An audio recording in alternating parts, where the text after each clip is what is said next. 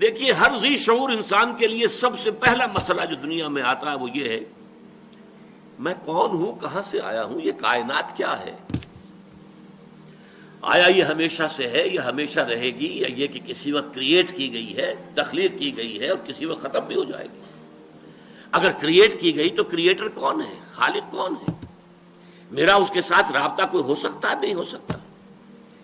پھر یہ کہ میرے اندر خیر اور شر کے کچھ رجحانات تو ہیں، لیکن آیا یہ مستقل ویلیوز ہے یا ایسے ہی صرف میری سوچ ہے؟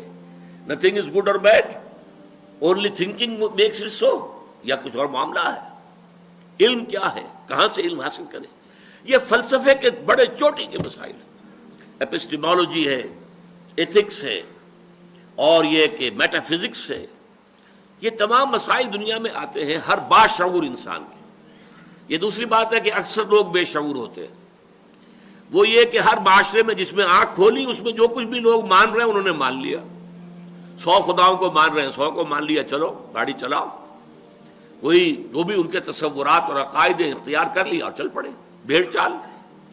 لیکن یہ کہ ہمیشہ آپ نے دیکھا کچھ نہ کچھ لوگ دنیا میں ایسے رہے کہ جنہوں نے محض اس وجہ سے کسی شے کو ماننے کے لیے تیار نہیں ہوئے کہ چونکہ لوگ مانتے ہیں، they wanted to know it for themselves۔ ہم خود تحقیق کریں گے، تفتیش کریں گے، غور و فکر کریں گے۔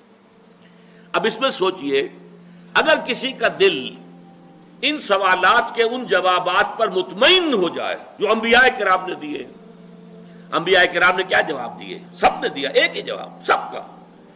شریعتیں مختلف ہیں، منہاج مختلف ہے، ان سوالوں کا جواب ایک ہی ہے، یہ کائنات نہ ہمیشہ سے ہے نہ ہمیشہ رہے گی، ایک وقت معین پر اس کی تخلیق ہوئی ہے، ایک اجل مسمى، ایک وقت معین تک کے لیے۔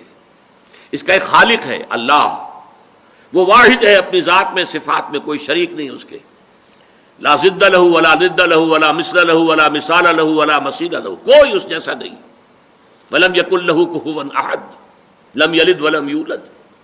اس نے کائنات پیدا کی، اسی نے انسان کو پیدا کیا، انسان کو اشرف المخلوقات بنایا، فرشتوں کو اس کے سامنے جھکوا دیا، اور پھر انسانوں کی رہنمائی کے لیے ایک تو نیکی اور بدی کا علم الہامی طور پر اس کے اندر رکھ دیا، اور اس کے علاوہ اس نے اپنے نبی بھیجے، کتابیں بھیجی، شریعتیں نازل کی، رسول بھیجے۔